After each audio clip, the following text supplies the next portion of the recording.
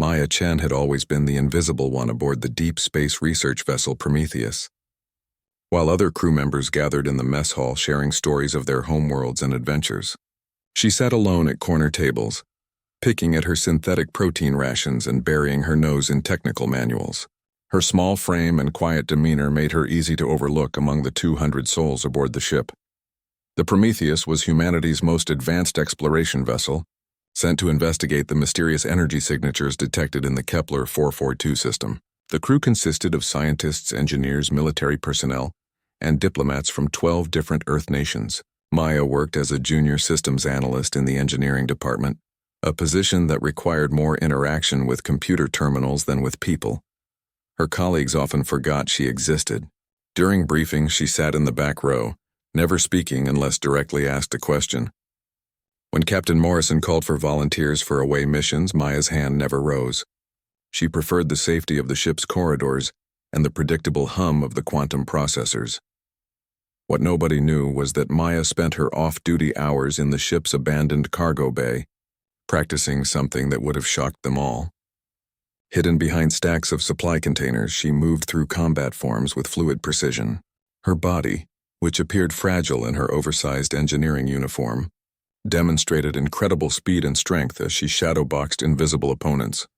Maya had grown up in the underground fighting circuits of Neo-Shanghai, where survival meant learning to fight before you could properly walk. Her grandmother, a former Special Forces operative, had trained her in 17 different martial arts disciplines. But when Maya scored highest in the system engineering aptitudes, her family pushed her toward a safer, more respectable career in space exploration. The irony wasn't lost on her. In trying to escape violence, she had joined a mission that was taking humanity deeper into unknown space than ever before. The Kepler 442 system had been sending out structured radio bursts for the past 3 years, patterns too complex to be natural phenomena. Every xenobiologist and cryptographer on board believed they were heading toward humanity's first contact with an alien civilization. 3 weeks into their journey, the ship's long-range sensors detected something that made Captain Morrison call an emergency assembly. Maya slipped into the crowded observation deck, just as the massive view screen flickered to life. What they saw made the entire crew fall silent. A colossal structure floated in the darkness ahead of them, easily 10 times the size of the Prometheus. Its surface was covered in intricate geometric patterns that pulsed with bioluminescent light. The structure appeared to be alive, its sections expanding and contracting like breathing lungs. Most unsettling of all, it was moving directly toward them.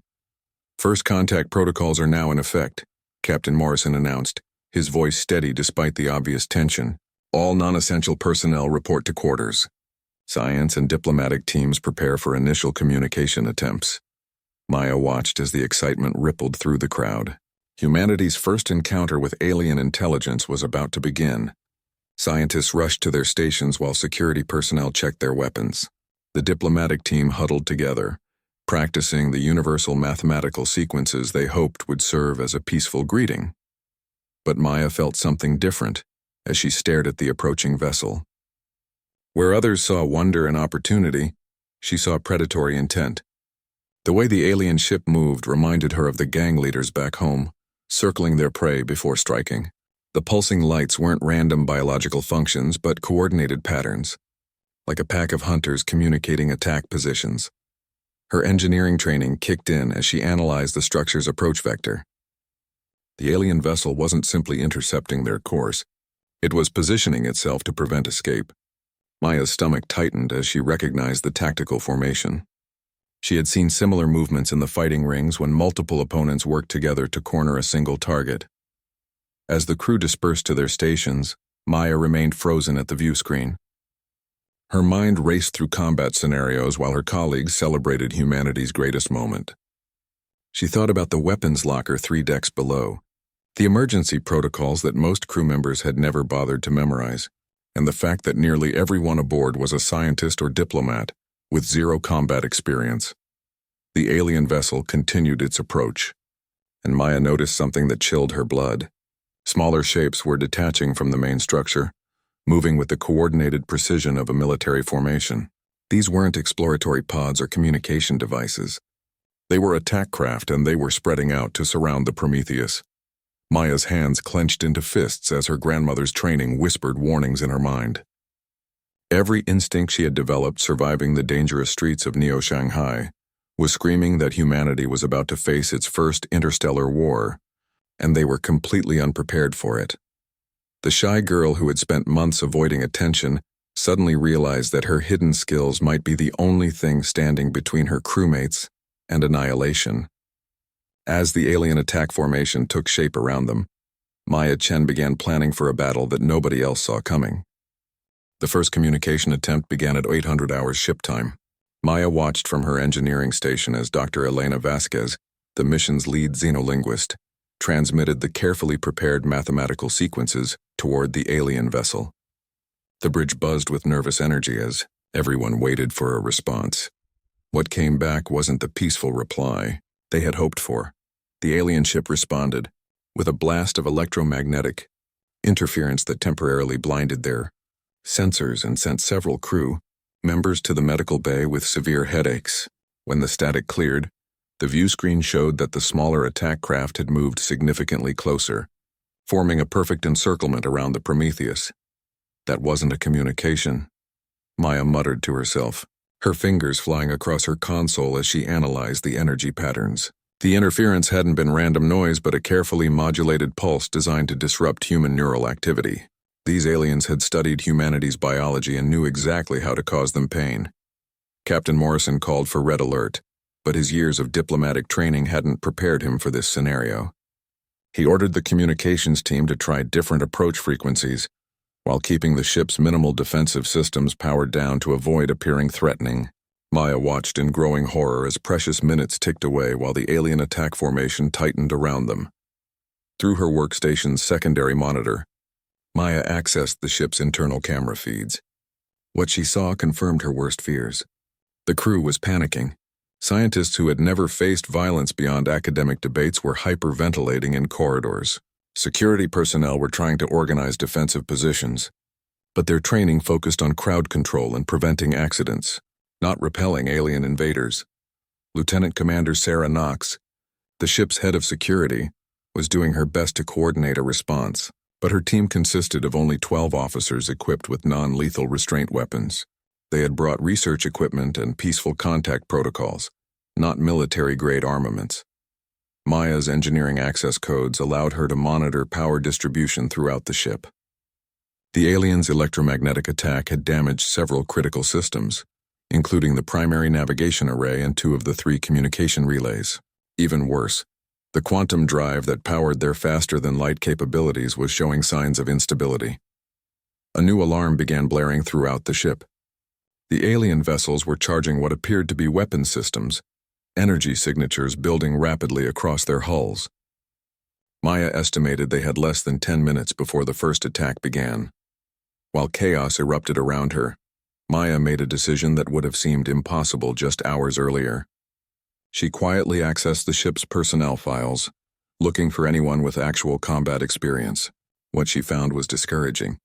Most of the crew came from academic or civilian backgrounds.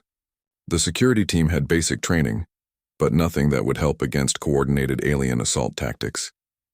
Then she found something interesting. Buried in the classified sections of the ship's database were emergency protocols that most crew members didn't know existed. The Prometheus wasn't just a research vessel. It had been designed with the possibility of hostile contact in mind.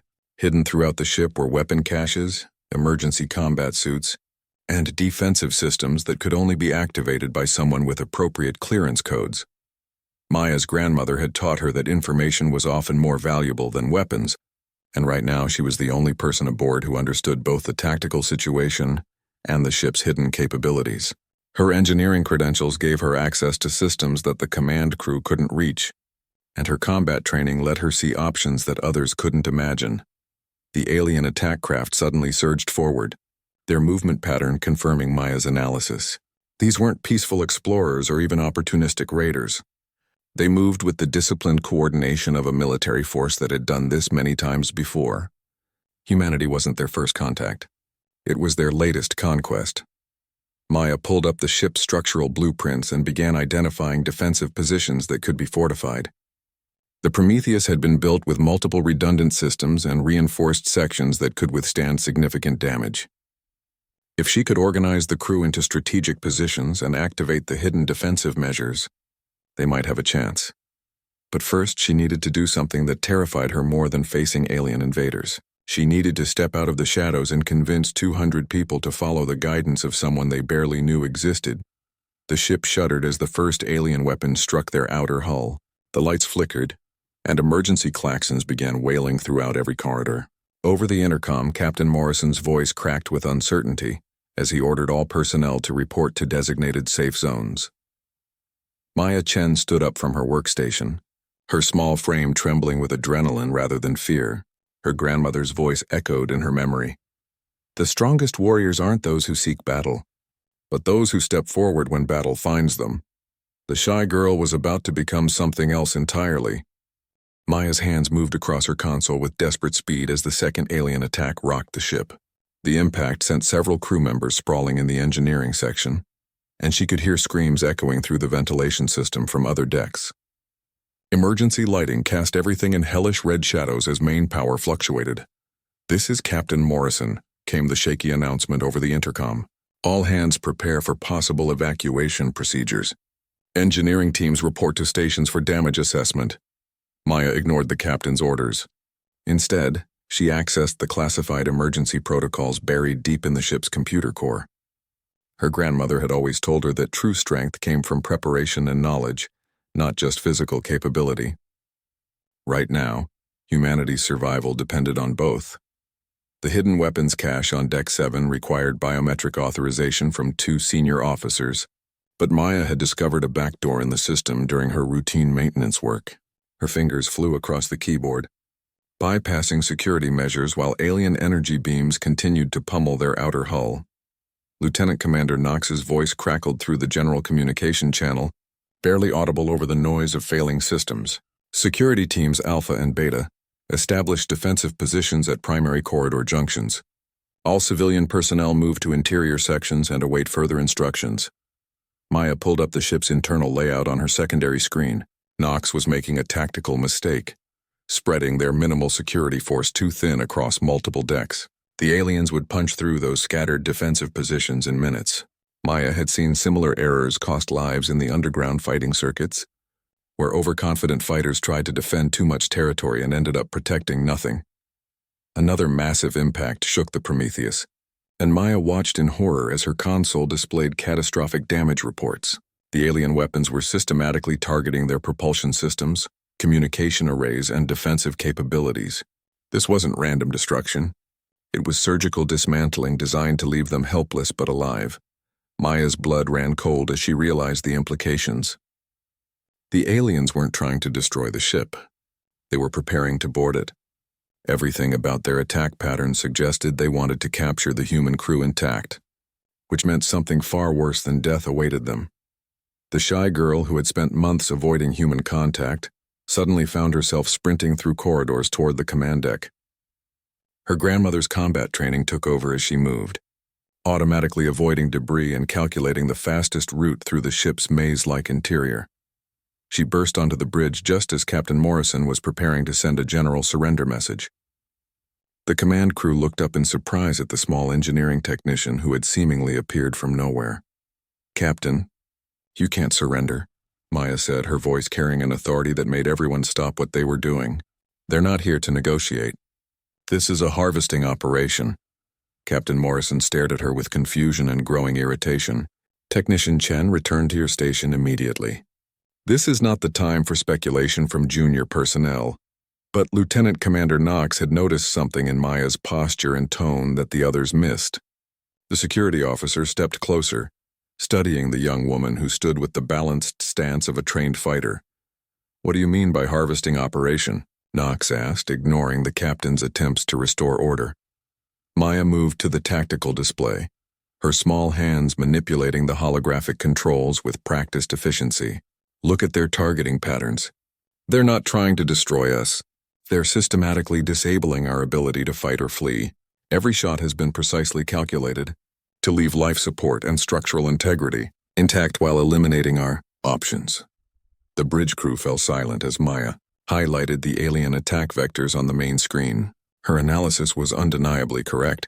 The enemy had avoided targeting the crew quarters, medical bay, and other sections where humans would be concentrated. Furthermore, Maya continued, her voice gaining strength as she spoke, their electromagnetic interference wasn't random. The frequency was specifically tuned to disrupt human neural activity.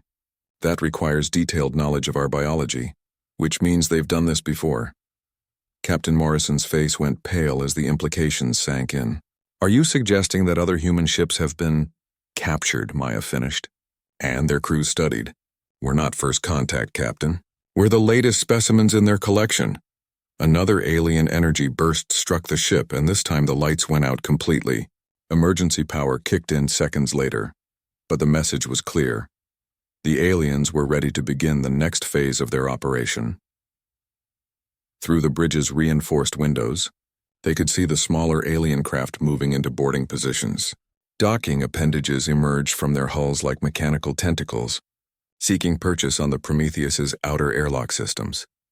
Boarding parties will breach the ship in approximately 8 minutes, Maya announced, studying the alien movements with the eye of someone who understood predatory tactics. Our security team is positioned incorrectly and armed inadequately. If we don't act now, everyone aboard this ship will be taken alive. Lieutenant Commander Knox stepped forward, her hand moving instinctively to her sidearm. What do you recommend, Technician Chen? Maya's eyes swept across the stunned faces of the command crew. These were good people, brilliant scientists and dedicated explorers, but they were completely unprepared for the reality of interstellar warfare. In 8 minutes, they would face enemies who had perfected the art of capturing other species. I recommend we give them a fight they're not expecting, Maya said quietly. But first, I need access to the emergency armory and authorization to activate the ship's hidden defensive systems. Captain Morrison looked like he was about to object, but the sound of alien cutting tools beginning their work on the outer hull cut off his protests. The harvesting was about to begin. The sound of alien cutting tools grew louder as Maya sprinted toward the emergency armory with Lieutenant Commander Knox close behind. Captain Morrison had finally granted authorization for desperate measures, though his hands shook as he input the command codes that would unlock the Prometheus's hidden military capabilities. Maya's mind raced through tactical possibilities as they descended to Deck 7. The ship carried 200 crew members, but only a dozen had any combat training beyond basic self-defense courses. Against an enemy that had clearly perfected the art of capturing other species, conventional resistance would be suicide. But Maya had never believed in conventional approaches to anything. The armory doors hissed open to reveal equipment that most of the crew didn't know existed. Military-grade plasma rifles lined the walls alongside combat armor designed for zero-gravity fighting. Emergency battlesuits hung in neat rows, their surfaces covered with sensor arrays and defensive plating. How did you know about this? Knox asked as Maya began pulling weapons from their storage racks with practiced efficiency. I read everything, Maya replied, checking the plasma rifle's power cell before slinging it across her shoulder, including the classified sections that most people assume they don't have clearance for. The Prometheus was designed for peaceful exploration, but her builders weren't naive about what we might encounter. Knox grabbed a rifle and began loading additional weapons onto a mobile cart. These are military-spec firearms. A few dozen rifles won't stop a coordinated alien assault. Maya paused in her equipment gathering and looked directly at the security officer. You're thinking like someone defending a fixed position. That's not how we're going to win this. Before Knox could ask what she meant, Maya activated her comm unit and sent a general broadcast throughout the ship. Her voice echoed in every corridor and compartment as the alien cutting tools continued their methodical work on the outer hull. This is Systems Analyst Maya Chen speaking to all crew members. In approximately 5 minutes, hostile alien forces will breach our ship at multiple points. They are not here to negotiate or study us peacefully. Based on their attack patterns and tactical approach, I believe they intend to capture us alive, for purposes we should not allow them to achieve. Throughout the ship, crew members stopped what they were doing to listen to the quiet technician, who had somehow become their voice of resistance. I am distributing emergency combat protocols to all personal devices now. These protocols were programmed by military strategists who understood that exploration ships might face hostile contact. Follow these instructions exactly, and we can turn our supposed disadvantages into strengths. Maya's fingers moved across her handheld device, uploading detailed tactical information to every crew member's personal communicator. The protocols she was distributing hadn't been written by military strategists at all. She was creating them in real time based on her grandmother's teachings and her own analysis of their situation. The aliens expect us to behave like helpless civilians, Maya continued over the comm system. They have studied human biology and psychology, but they have studied the wrong humans. They have prepared to face diplomats and scientists. They have not prepared to face what we are about to become. Knox watched in amazement as Maya transformed from nervous technician into tactical coordinator. The young woman's voice carried absolute confidence as she continued her broadcast. Dr. Rodriguez in the chemistry lab, you now have instructions for creating improvised explosives using materials from your laboratory. Chief Engineer Patel, your maintenance tunnels are now designated as guerrilla movement corridors. Dr. Kim in xenobiology, your knowledge of alien physiology will help identify vulnerable points on enemy combat suits. Throughout the Prometheus, crew members began moving with purpose instead of panic. Maya had given them something more valuable than weapons. She had given them a plan that transformed their academic expertise into tactical advantages. The first alien breach alarm sounded from Deck 3. Enemy forces had successfully cut through the outer hull and were establishing beachheads in 2 separate locations. According to traditional military doctrine, the defenders should now retreat to fortified positions and prepare for siege warfare. Maya had different ideas. Security teams, do not attempt to hold the breach points, she announced. Allow the aliens to enter the ship, then seal the corridors behind them using emergency bulkhead protocols. Dr. Thompson, activate environmental controls to flood compromised sections with nitrogen gas. Make them fight in an atmosphere they're not prepared for. Knox stared at Maya with growing respect and disbelief. You're not trying to stop them from boarding. You're trying to trap them inside. Maya smiled for the first time since the crisis began, and Knox suddenly understood why this quiet young woman had seemed familiar. That expression belonged on the face of a predator, not a prey animal. My grandmother used to say that the best way to defeat a stronger opponent is to make them fight on your terms instead of theirs. Maya explained as she strapped on a combat harness loaded with weapons and equipment. These aliens have perfected the art of ship-to-ship boarding actions, but they've never fought humans who were willing to turn their own vessel into a weapon. The second breach alarm indicated that alien forces had now entered the ship at 4 different points. According to every tactical manual ever written, the Prometheus was being overrun and defeat was inevitable. But those manuals had been written by people who had never met Maya Chen. The first alien boarding party consisted of 6 creatures that moved through the breached airlock with mechanical precision. Maya watched them through security cameras as she crept through the maintenance tunnels above Deck 3, studying their movements and equipment with the analytical mind of someone who had survived countless street fights by understanding her opponents.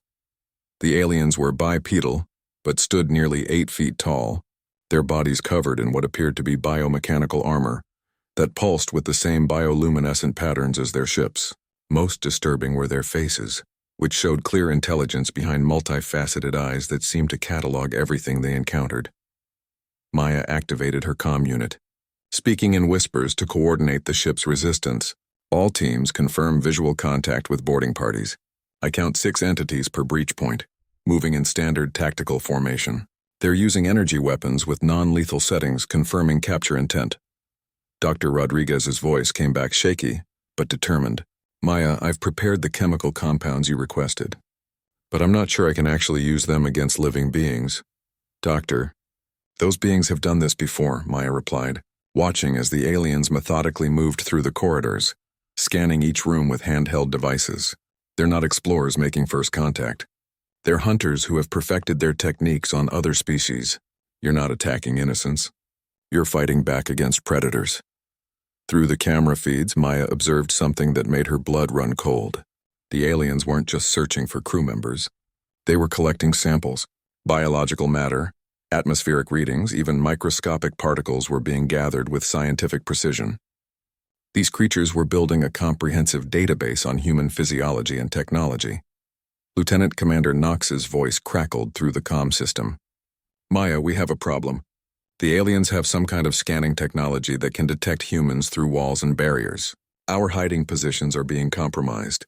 Maya had expected this. Any species advanced enough for interstellar travel would have sophisticated detection equipment. That's why she hadn't planned for the crew to hide.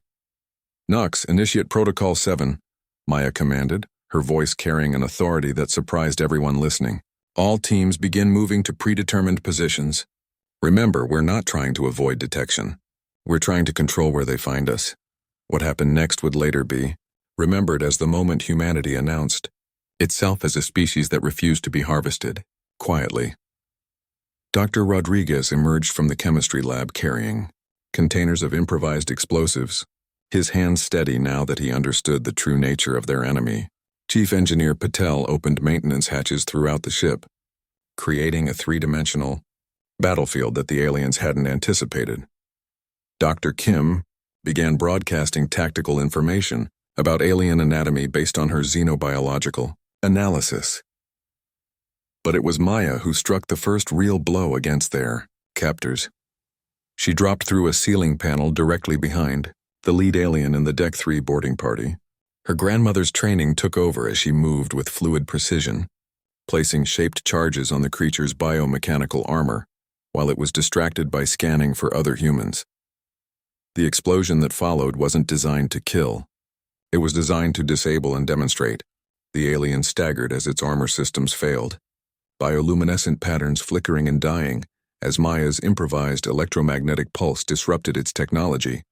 "First lesson," Maya announced over her comm system as she disappeared back into the maintenance tunnels before the other aliens could react.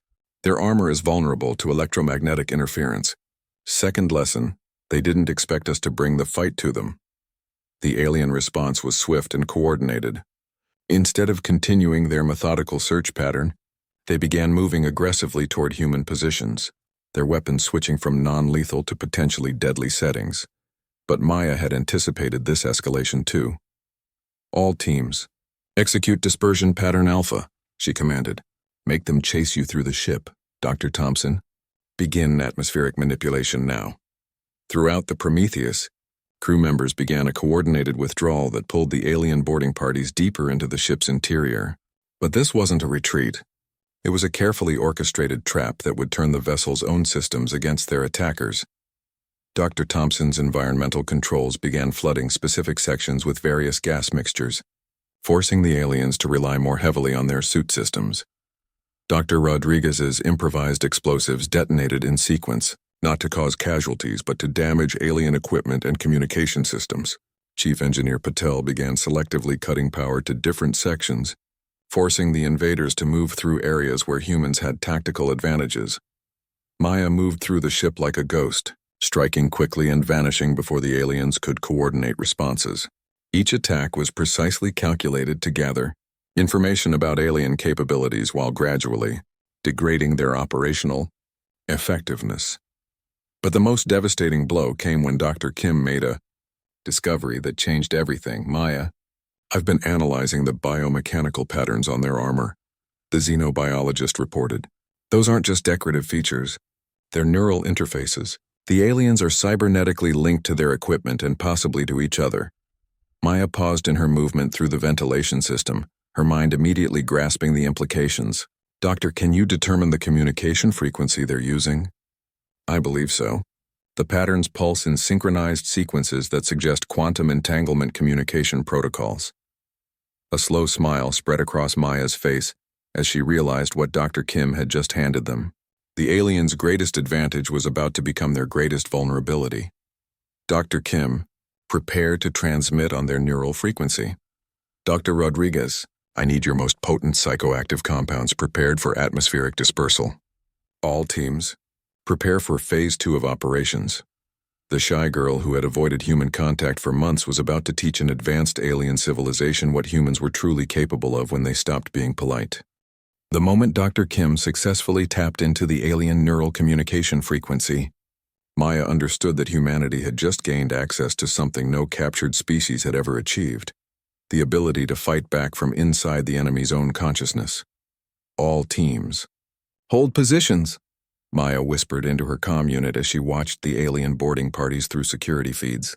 The creatures had spread throughout the ship, but were becoming increasingly agitated as their careful capture operation devolved into something resembling guerrilla warfare. Dr. Kim's voice came through with barely contained excitement. Maya, I'm picking up their neural chatter. It's not verbal communication but direct thought transmission. They're confused and frustrated. Apparently no species has ever fought back like this during a harvesting operation. Maya felt a cold satisfaction as she processed this information.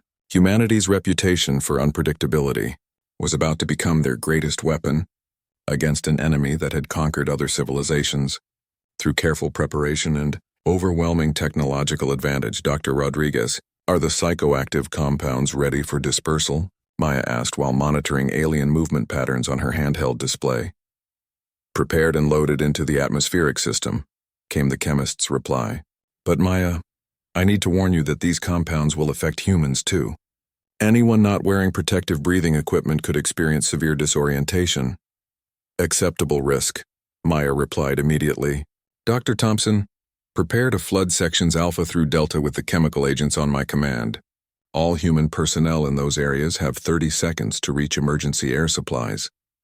What Maya was planning had never been attempted in the history of interstellar warfare, mostly because no species had ever been desperate enough to try it.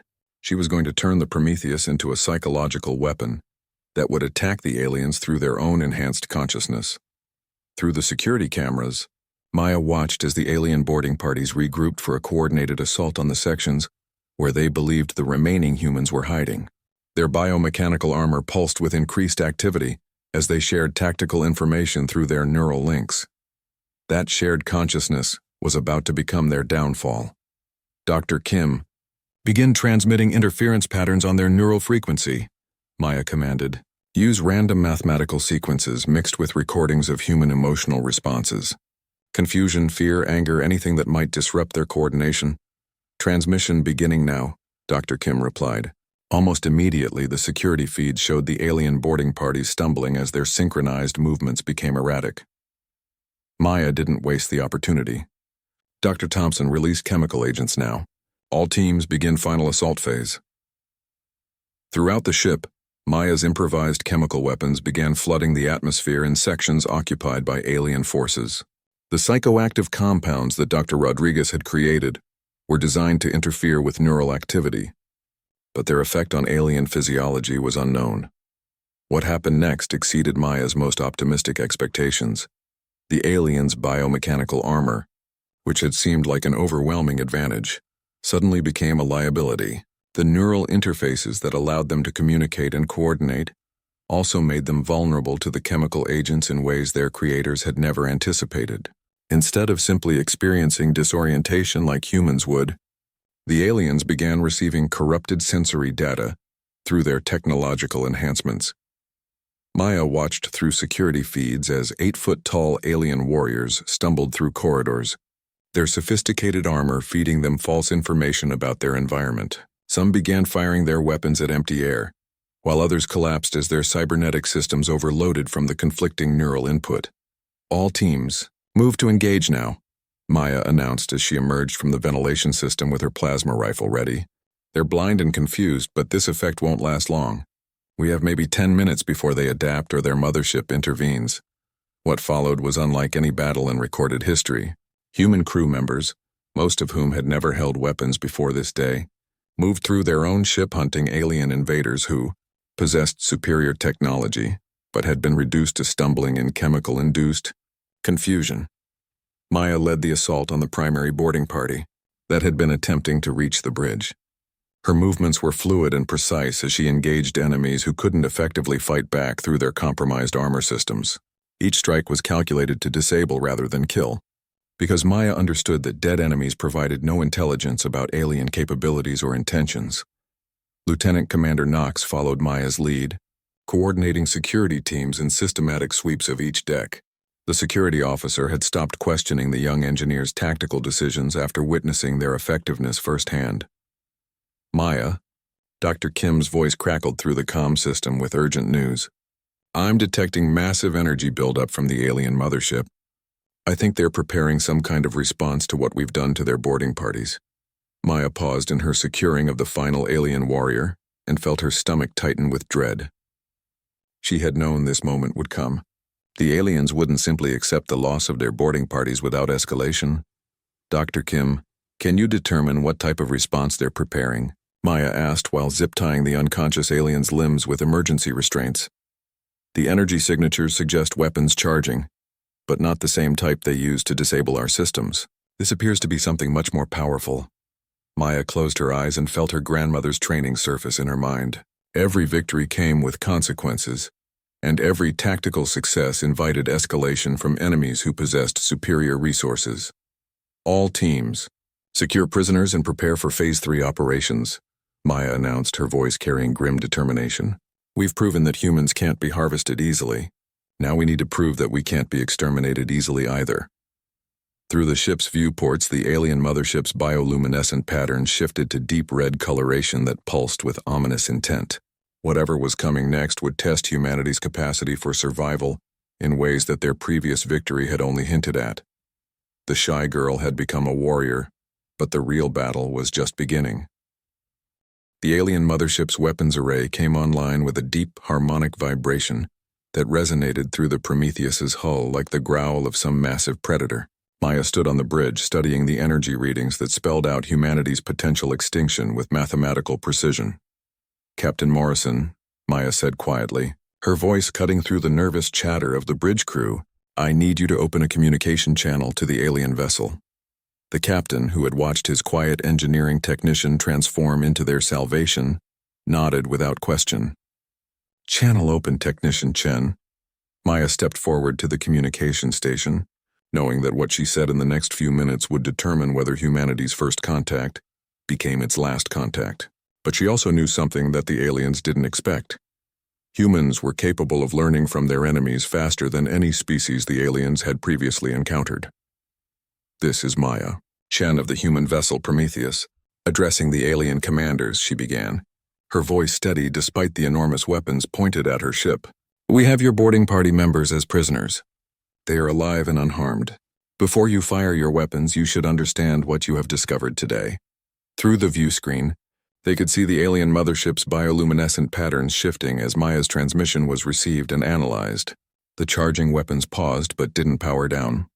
Your boarding parties were defeated not through superior technology or overwhelming force, but through something your species has apparently never encountered before. Maya continued. We call it adaptation. In the space of 1 hour, we transformed from helpless prey into effective resistance fighters using nothing but creativity and determination. Maya gestured to Lieutenant Commander Knox, who activated a holographic display showing the tactical breakdown of their defensive actions. The display was being transmitted directly to the alien vessel as Maya spoke. You studied our biology and psychology, but you studied the wrong humans. You prepared to face diplomats and scientists, people trained for peaceful cooperation. What you actually encountered was a species that produces individuals capable of learning warfare faster than any enemy can adapt their tactics. The alien mothership's weapons continued their ominous charging sequence, but Maya noticed that additional sensor arrays were now focused on the Prometheus. The aliens were analyzing her words with the same scientific precision they had used to study human physiology. I am not a military officer or a trained warrior, Maya announced, knowing that the aliens would be scanning her biological responses for deception. 6 months ago, I was a systems analyst who avoided social contact and spent my time reading technical manuals. Today, I coordinated the defeat of your boarding forces using improvised tactics and converted civilian equipment. Maya paused, letting the implications sink in before delivering her final message. If one untrained human civilian can accomplish this level of resistance in a single engagement, consider what humanity might accomplish when we return to Earth with recordings of this encounter. Consider what our military forces might develop when they have months or years to prepare for your next harvesting attempt. The charging weapons on the alien mothership suddenly stopped their power buildup. Maya could see additional alien vessels moving into formation around the mothership, their bioluminescent patterns pulsing in rapid sequences that suggested intense communication activity. Dr. Kim's voice whispered through Maya's earpiece. I'm picking up massive neural chatter from their fleet. They're debating something with significant intensity. Maya pressed her advantage, knowing that she had the aliens' attention in a way they hadn't expected. You have a choice, she said, her voice carrying the authority of someone who had just proven humanity's capacity for unexpected resistance. You can destroy this ship and confirm that humans are too dangerous to allow survival. Or you can release us and accept that you have encountered a species that cannot be easily harvested or conquered. Captain Morrison stepped forward, adding his voice to Maya's negotiation. We propose a simple exchange. We will return your boarding party members unharmed in return for safe passage back to human space. Both our species can then decide how to proceed with full knowledge of what the other is capable of. The response came not as words but as action. The alien mothership's weapons powered down completely, and the smaller attack craft began withdrawing to defensive positions around the larger vessel. After several minutes of what appeared to be intense internal discussion, a transmission arrived that Dr. Kim quickly translated. They're agreeing to the exchange, Dr. Kim announced with barely contained relief. But they're also transmitting what appears to be a warning. The translation is rough, but it seems to be something like, this species presents unprecedented adaptive threat. Recommend classification change from harvestable to hazardous. Avoid future contact pending threat assessment. Maya felt a mixture of triumph and sobering responsibility as she realized what humanity had just accomplished. They had not only survived first contact with a hostile alien civilization, but had effectively convinced that civilization to classify humans as too dangerous to attack casually. The prisoner exchange proceeded smoothly over the following hours. The captured alien boarding party members were returned to their mothership, while the aliens provided detailed scans showing that no hidden tracking devices or weapons had been left aboard the Prometheus. Both sides maintained careful distance and respectful caution throughout the process. As the alien fleet withdrew into the darkness of space, leaving the damaged but victorious Prometheus alone in the void, Maya stood at the bridge viewport watching their departure. The shy girl who had started this day avoiding human contact was now surrounded by crew members who looked at her with a mixture of awe and gratitude. Maya, Captain Morrison said quietly as the alien ships disappeared from sensor range. What you accomplished today will be remembered as the moment humanity proved it could survive in a hostile universe. Maya nodded, but her expression remained thoughtful rather than celebratory. Captain, we've bought ourselves time and respect, but we've also announced our presence to civilizations that view other species as resources to be harvested. When we return to Earth, we need to prepare for the possibility that not all first contact situations will end with negotiated withdrawals. Lieutenant Commander Knox stepped beside Maya at the viewport, studying the starfield where the alien fleet had vanished. What do you think happens next? Maya's reflection looked back at her from the transparent aluminum, showing a young woman who had discovered strength she never knew she possessed.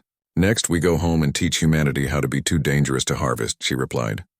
Because the universe just learned that humans are capable of adaptation and resistance they didn't expect. Now we need to make sure we can live up to that reputation. The Prometheus turned toward Earth, carrying news that would transform humanity's understanding of its place in the cosmos. The shy girl had become the warrior who announced to the galaxy that humans would not go quietly into the dark.